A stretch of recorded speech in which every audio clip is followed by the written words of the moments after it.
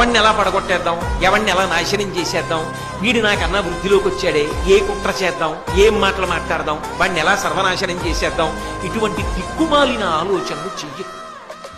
ఎప్పుడూ కూడా రుజుత్వంతో, ఈశ్వరుడికి జవాబుదారీతనంతో చక్కగా జీవితంలో వృద్ధిలోకి రావడానికి ప్రయత్నించు తప్ప ద్రోహబుద్ధితో ఒకడిని నాశనం చేసే ఆలోచన చెయ్యవద్దు. చూస్తున్నవాడు ఒకడు ఉన్నాడని గుర్తుపెట్టుకో.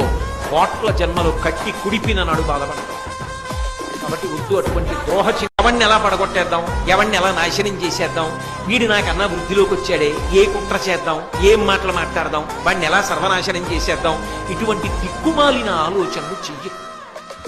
ఎప్పుడూ కూడా రుజుత్వంతో, ఈశ్వరుడికి జవాబుదారీతనంతో చక్కగా జీవితంలో వృద్ధిలోకి రావడానికి ప్రయత్నించు తప్ప ద్రోహబుద్ధితో ఒకడిని నాశనం చేసే ఆలోచన చెయ్యవద్దు. చూస్తున్నవాడు ఒకడు ఉన్నాడని గుర్తుపెట్టుకో. కోట్ల జన్మలు కట్టి కుడిపిన నాడు బాధపడతాం.